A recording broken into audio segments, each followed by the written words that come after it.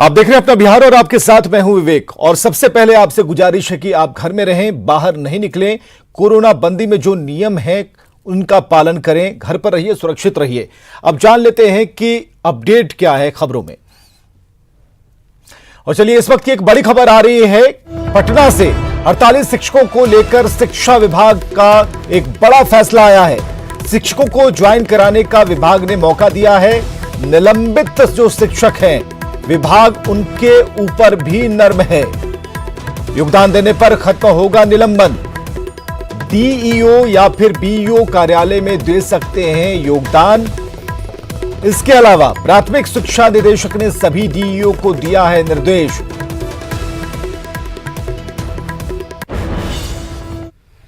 48 शिक्षकों को लेकर शिक्षा विभाग ने बड़ा फैसला लिया है। सभी डीईओ और बीईओ को आदेश भी जारी कर दिया गया। हम सीधे बात करते हैं, प्राथमिक शिक्षा निदेशक डॉक्टर रंजीत कुमार सिंह हमारे साथ मौजूद हैं।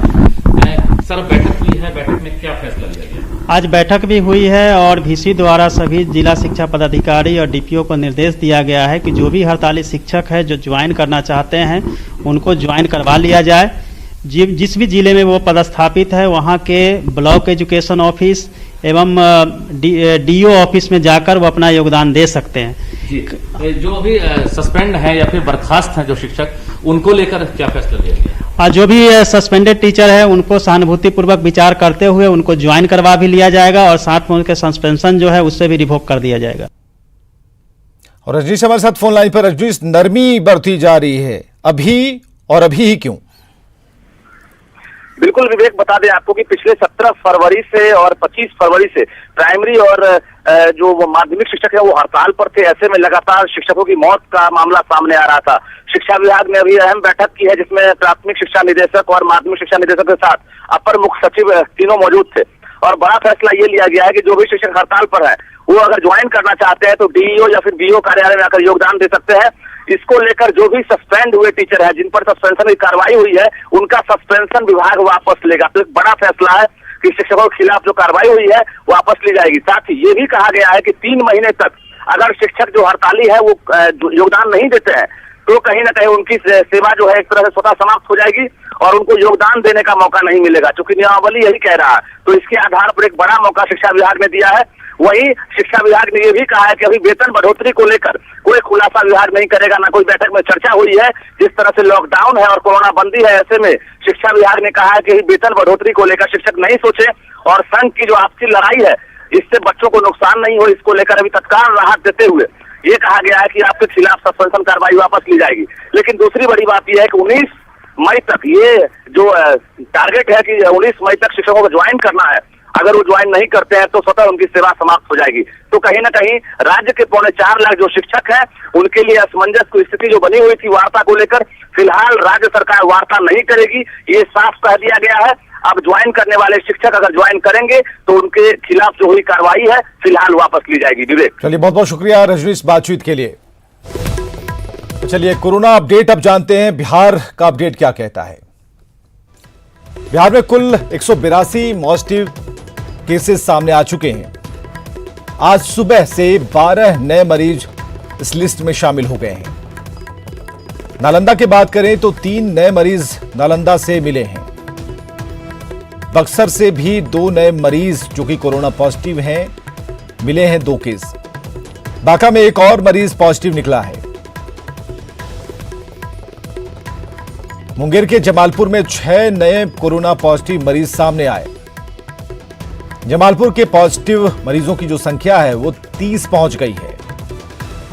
मुंगेर में सबसे अधिक 37 मरीज संक्रमित हैं। बिहार के 18 जिले कोरोना संक्रमित। और पटना के खाजपुरा में ड्रोन से नजर रखी जा रही है। बेतिया की मीना बाजार में कोरोना बंदी के नियमों का माखौल उड़ाया जा रहा है। मीना बाजार की तस्वीरें ऐसी हैं जैसे कोरोना बंदी खत्म हो गई हो। लोगों के साथ साथ प्रशासन भी इस पूरे मामले में लापरवाह बना हुआ है और इससे कोरोना के संक्रमण का खतरा बढ़ गया है।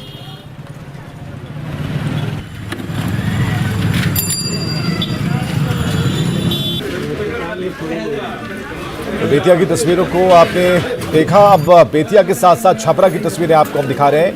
और इन तस्वीरों में अगर आप देखें, अगर लोग नहीं मानेंगे तो सजा होगी, क्योंकि छपरा में दुकानदार भी लगातार कोरोना बंदी के नियमों का उल्लंघन कर रहे हैं। इसके बाद पुलिस ने डंडा चलाया, सभी दुकानदारों को कतार में खड़ा कर उठक बैठक कराई गई। इन तस्वीरों को देखकर सभी को संभलने की जरूरत है। तो दो तस्वीरें एक साथ, एक बेतिया की तस्वीर मीना बाजार की, जहां पर बाजार में भीड़ आप देख सकते हैं, सोशल डिस्टेंसिंग का कोई पालन नहीं हो रहा है। दूसरी तरफ नियम तोड़ने वालों को सजा दी जा रही है, उठक बैठक कराई जा रही है। छपरा के सब्जी बाजार की तस्वीर है।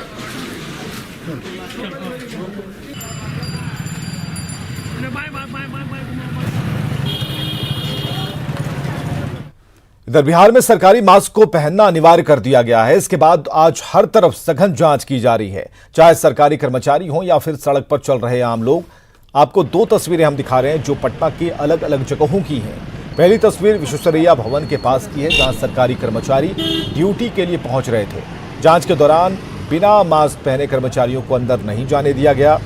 दूसरी जो तस्वीर है वो पटना के इनकम टैक्स चौराहे की है, जहां गुजर रही गाड़ियों के साथ पैदल चल रहे लोगों के मास्क की भी जांच की गई।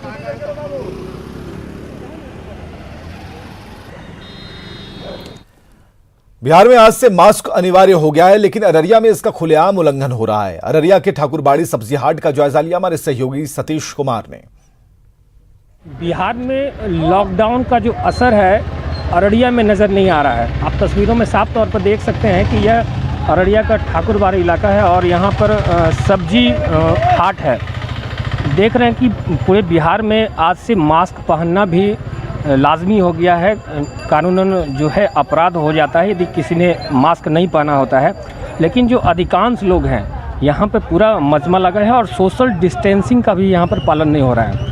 यहाँ पर अज्ञानता है, ज़्यादा लोग साक्षर नहीं हैं, जिस वजह से बिहार सरकार द्वारा जो कानून पारित किया गया है यहाँ पे पूर्णतया उसका पालन नहीं किया जा रहा है। सतीश कुमार, न्यूज़ 18 अररिया। और सुपौल के छातापुर से बीजेपी विधायक नीरज कुमार बबलू ने आज विधानसभा परिसर में मास्क और सैनिटाइजर का वितरण किया। विधानसभा के कर्मचारियों और विधायकों के बीच उन्होंने मास्क और सैनिटाइजर बांटा।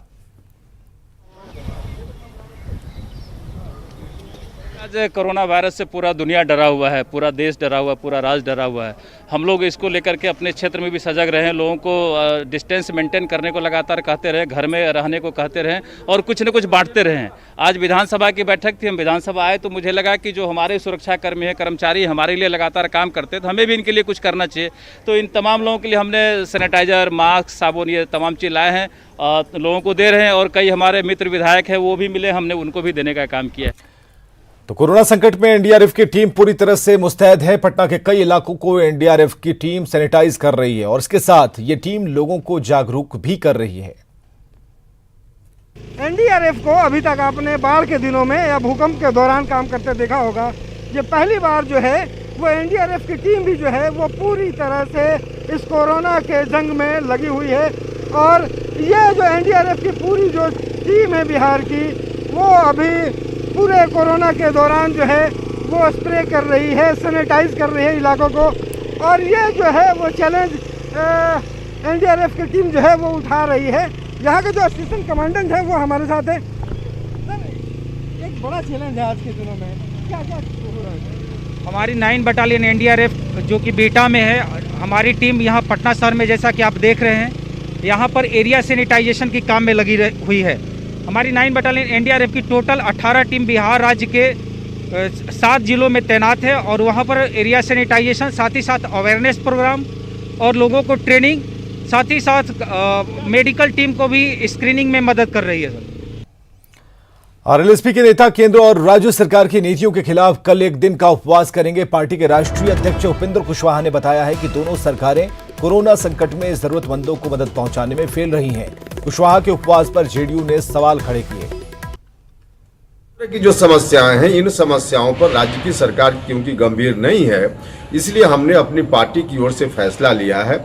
हम कार्यक्रम चलाएंगे और इसी के तहत कल 25 अप्रैल को पूरे बिहार में जहां भी पार्टी के पदाधिकारी हैं, साथी हैं, सब लोग अपने घर में लॉकडाउन का पूरा पालन करते हुए, सोशल डिस्टेंसिंग का ध्यान रखते हुए घर के बाहर दरवाजे पे बैनर लगाकर वहीं उपवास करेंगे सुबह 9:30 बजे से 11:30 बजे तक। श्री उपेंद्र कुशवाहा जी का प्रस्तावित उपवास सिवाय राजनीति के कुछ भी नहीं है। इस तरह का जो स्टैंड है उपेंद्र कुशवाहा जी ने एक बार फिर इस राज्य की जनता को निराश किया है। ये समय सियासत का नहीं है। राजस्थान के कोटा और अन्य राज्यों में फंसे बिहार के छात्रों के मामले पर आज पटना हाईकोर्ट में सुनवाई हुई। जस्टिस हेमंत कुमार श्रीवास्तव की खंडपीठ ने सुनवाई करते हुए केंद्र और राज्य सरकार से जवाब की मांग की। कोर्ट ने पूछा कि बिहार के बाहर के राज्यों में फंसे बिहार के छात्रों को वापस क्यों नहीं लाया जा सकता। कोर्ट ने अधिवक्ता अजय ठाकुर की याचिका को जनहित याचिका में बदलकर सुनवाई की। आपको बताएं कि कल राज्य सरकार ने रजिस्ट्रार जनरल की रिपोर्ट पेश करते हुए बताया था कि केंद्र सरकार के दिशा निर्देश के कारण छात्रों को कोरोना बंदी में वापस बुलाने में असमर्थ हैं। अब इस मामले से जुड़ी सभी जनहित याचिकाओं पर 27 अप्रैल को एक साथ सुनवाई होगी। कोरोना संकट ने इस साल कई घरों के सपनों को भी लॉक कर दिया। बेटी की शादी का सपना संजोए पिता ने तमाम तैयारियां कर ली थीं, लेकिन शहनाई की धुन कोरोना बंदी के चलते थम गई। बेटी की शादी का सपना संजोए इस दंपति ने शादी की तैयारी में कोई कसर नहीं छोड़ी थी। फर्नीचर बनकर तैयार थे, बर्तन खरीद लिए गए थे, घरों में रंग-रोगन भी हो गया था, मैरिज हॉल बुक कर लिए थे, रिश्तेदारों का आमंत्रण भी भेजा जा चुका था। यहाँ तक कि बैंड बाजा ऑर्केस्ट्रा सबकी बुकिंग हो चुकी थी। बस दूल्हे राजा को बारातियों के साथ दुल्हन को विदा कराने आना था, पर लॉकडाउन ने पूरी तैयारियों पर पानी फेर दिया। देखो, पैसा का बर्बादी है। समय पर सरकार को सोचना चाहिए कि शादी के बारे में भी कुछ कहे, निष्कर्ष निकालें। बेटी की शादी में अपनी जिंदगी की सारी जमा पूंजी खर्च कर ग्रैंड शादी की तैयारी किए घर वाले बेटी की शादी की तिथि बढ़ाकर अगले लग्न में शादी करने का मन बना रहे हैं। आगे कब होगी ये तो अभी कोई ही नहीं है, क्योंकि अभी तो कोरोना की वजह से इसका कोई अभी तो टाइम नहीं है, कोई डेट फिक्स है नहीं। इसके वजह से मतलब काफी परेशानी झेलनी पड़ रही है। इस लग्न में शहनाई और बैंड बाजे की आवाज जैसे विलुप्त सी हो गई है। कई शादियां तो बिना बैंड बाजे के हुई, पर कई शादियों को अगले लग्न के लिए टाल दिया है। आंकड़ों की माने तो कोरोना महामारी के बंदी की वजह से ग्रामीण और शहरी क्षेत्र को मिलाकर दानापुर में लगभग 125, खगौल में 65, फुलवारी शरीफ में 150 शादियां कोरोना महामारी के परवान चढ़ गई है। जिन घरों में शहनाइयां बजनी है उनको तो बस अब अगले लग्न का इंतजार है। न्यूज़ 18 के लिए दानापुर से अमरजीत की रिपोर्ट। और आज से पटना में किताब की दुकानें खुल गई हैं। दुकानदारों को इस शर्त के साथ दुकानों को खोलने की इजाजत दी गई है कि वो सोशल डिस्टेंसिंग की कड़ाई से पालन करवाएंगे और दुकानों पर LKG से लेकर +2 तक की किताबें मौजूद हैं। दुकान खरीदने आए लोगों से बातचीत की हमारे सहयोगी रजनीश कुमार। कदमकुआं में आपको तस्वीर दिखा रहे हैं। कदमकुआं के ज्ञान गंगा में देखिए कि सोशल डिस्टेंसिंग मेंटेन करके जो भी पेरेंट्स हैं वो किताब खरीदने के लिए पहुंचे हैं। जिला प्रशासन ने साफ तौर पर कहा है कि किताब खरीदते समय मास्क का प्रयोग करना है, तो मास्क लगाए हुए हर कोई है, चाहे गमछा हो, तौलिया हो या फिर मास्क है, देख सकते हैं हर कोई उपयोग कर रहे हैं। साथ ही सोशल डिस्टेंसिंग मेंटेन किया जा रहा है और कोई भी कॉम्पिटिटिव किताबें नहीं बिकेंगी, ये भी आदेश जारी किया गया है। सुबह 6 से शाम 6 बजे तक किताब की दुकानें चलेंगी। नहीं, राहत तो है। बच्चों को किताब की जरूरत है, ऑनलाइन पढ़ने में भी परेशानी होती है। एक आदत है किताबों से पढ़ने के लिए, किताबों की जरूरत है, इसलिए एक अच्छा कदम है। लेकिन हम लोग को भी अपना जो सोशल डिस्टेंस है उसको मेंटेन करते हुए सरकार ने अच्छा नहीं, अपने सावधानी बरतना पड़ेगा। सरकार कितना क्या करेगी, ये सोशल डिस्टेंसिंग अपने लोग मेंटेन करेंगे तभी होगा। कितना पुलिस घंटा चला के लोगों को ठीक है। पेरेंट्स की आपने सुनी कि किस तरह से सावधानी बरत रहे हैं और राहत मिली है। एक तरह से कहें कि ऑनलाइन पढ़ाई तो स्कूल में स्टार्ट है, लेकिन किताब नहीं होने की वजह से दिक्कत हो रही थी। क्या कहेंगे, पूरे नियम के साथ आप लोग दुकान खोले होंगे? जी जी। क्या सब नियम बरत रहे हैं? जी, क्या सब नियम बरत रहे हैं? बस जो आदेश है राज्य सरकार का उसके तहत हम लोग कर रहे हैं। तो दुकानदार भी मान रहे हैं और जिला प्रशासन ने साफ तौर पर कहा है कि कॉम्पिटिटिव किताबें नहीं बिकेंगी। यही वजह है कि जो स्कूली बच्चे हैं उनको राहत मिली है। LKG से लेकर +2 तक के बच्चों के लिए किताब यहाँ पर मिल रही है और जो पेरेंट्स हैं यहाँ पहुँच रहे हैं, हर किसी के चेहरे पर मास्क लगा हुआ है, तो दुकानदार भी सावधानी बरतने पीछे नहीं हट रहे हैं। कैमरामैन मनीष जुनेजा के साथ रजनीश कुमार, न्यूज़ 18 पटना। कोरोना बंदी में सस्ता राशन और कोरोना राहत के तहत 1000 रुपए की राशि पाने के लिए राशन कार्ड आवश्यक है और इसे देखते हुए मुजफ्फरपुर में युद्ध स्तर पर राशन कार्ड बनाने का काम शुरू कर दिया गया है। प्रखंडों के साथ जिला स्तर पर यह काम जोर शोर से चल रहा है। एक हफ्ते में करीब 1 लाख राशन कार्ड बनाने का लक्ष्य रखा गया है। तो सभी आवेदनों पर हम लोग पुनर्समीक्षा कर रहे हैं, रिविजिट किए हैं। जो पात्र है उनको राशन कार्ड बनाया जाएगा और उसके पूर्व बैंक और आधार से लिंक खाते में प्रति राशन कार्डधारियों को 1000 रुपया मुहैया कराया जाएगा। यह विभाग का निर्देश है और हम लोग इसको युद्ध स्तर पर कार्य कर रहे हैं। इधर छपरा में राशन कार्ड बनवाने के लिए लोगों का हंगामा जारी है। शुक्रवार को बड़ी संख्या में लोग डीएम आवास पर पहुंच गए, हंगामा करने लगे। इसके बाद पुलिस को बुलाना पड़ा। मौके पर पहुंची भगवान बाजार पुलिस और नगर पुलिस ने किसी तरह स्थिति पर काबू पाया। लोगों का आरोप था कि सरकार ने 9 दिन के भीतर राशन कार्ड बनाने का वादा किया है, लेकिन यहां उनका फॉर्म तक जमा नहीं किया जा रहा। वहीं आपूर्ति विभाग के अधिकारियों का कहना है कि शहरी क्षेत्र में NULS संस्था के कार्यकर्ता घर घर सर्वे कर फॉर्म जमा करेंगे, लेकिन अफवाह पर विश्वास कर लोग रोज SDO कार्यालय, नगर निगम और डीएम आवास पहुंच रहे हैं। राशन कार्ड बन जाना है, लेकिन ये बात सुनवाई क्यों नहीं हो रही है? ये लोग SDO कोर्ट से गए थे, हम नगर पालिका में भी गए थे, वहाँ पर साहब से वेट किए, बोले कि 11 बजे आइए। जीविका तक सवाल है कि राशन कार्ड नया क्यों नहीं बन रहा है? ब्लॉक लेवल से उसका एंट्री स्टार्ट हो गया है। ये शहरी क्षेत्र के लिए जो है NULM एक संस्था है, तो उसके थ्रू इन लोगों का लिया जाएगा, डोर टू डोर लिया जाएगा। इन लोगों को लग रहा है कि हम अभी कार्यालय में ही जमा करेंगे, जबकि सरकार के द्वारा नया व्यवस्था कर दिया गया है कि डोर टू डोर ही फॉर्म कलेक्ट हो जाएगा। छपरा में जीविका दीदियों को राशन कार्ड बनाने के लिए सर्वे का जिम्मा दिया गया है, लेकिन जीविका दीदी यहां वसूली दीदी बन गई हैं। सर्वे में लाभुकों का नाम जोड़ने के लिए 100 से लेकर 200 रुपए तक की वसूली की जा रही है और उसका वीडियो भी सोशल मीडिया पर तेजी से वायरल हो रहा है। प्रशासन ने कई ऐसे मामलों में कार्रवाई शुरू कर दी है। ऐसा ही एक मामला सामने आया है लहलादपुर प्रखंड में, जहां जीविका दीदी खुलेआम पैसे मांगती दिख रही हैं। डीएम ने इस मामले में जांच के आदेश दिए हैं। हमको मिल रही है, हम लोगों ने DPM जीविका को इस संबंध में कार्रवाई के लिए हम लोगों ने बताया भी है और इस संबंध में कई कार्रवाई भी हुई है। जहां भी ऐसी शिकायतें मिल रही हैं, तुरंत जो उनके कम्युनिटी मोबिलाइजर हैं उनको पद से हटा दिया जा रहा है, सख्त चेतावनी भी दे रहे हैं और आगे जरूरत पड़ी तो ऐसे मामलों में हम लोग FIR भी करेंगे। इधर भोजपुर के कोयलोर के पास सोन नदी में पुलिस और खनन विभाग की टीम ने छापेमारी कर बालू के अवैध खनन में शामिल 10 नाव को जब्त किया है। हालांकि बालू माफिया नाव नदी में ही छोड़कर भागने में कामयाब रहे।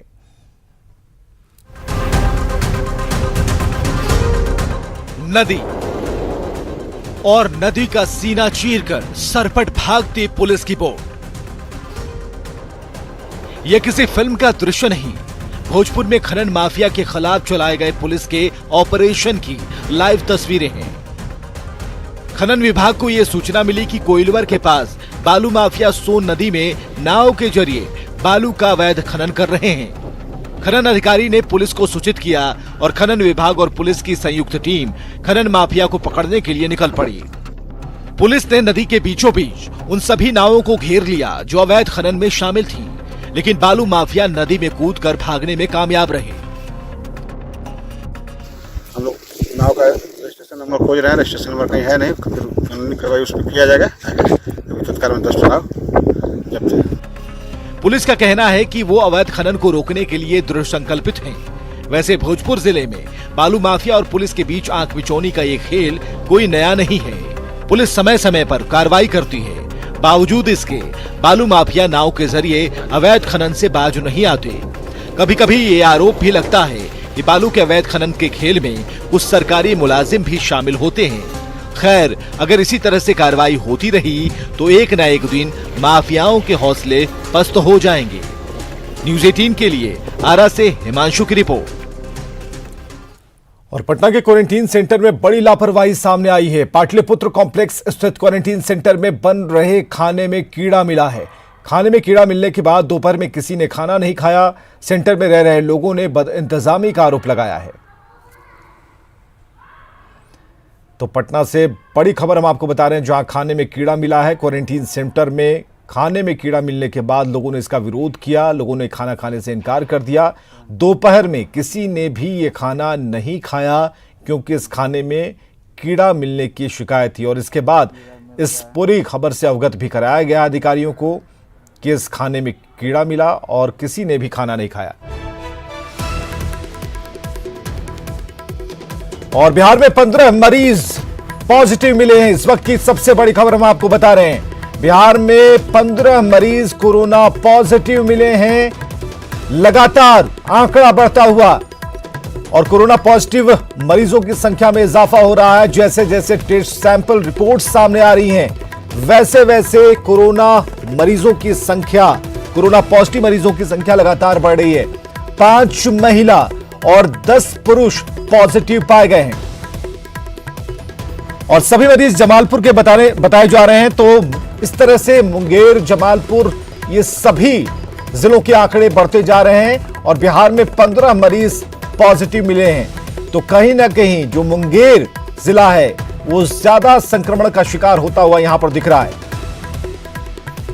और अभी तक जो कुल आंकड़ों की अगर बात करें तो 197 ये आंकड़ा पहुंच चुका है। सभी मरीज जमालपुर के रहने वाले हैं। इस वक्त की सबसे बड़ी खबर आप देख रहे हैं। कुल आंकड़ा 197 और बिहार में 15 मरीज पॉजिटिव मिले हैं।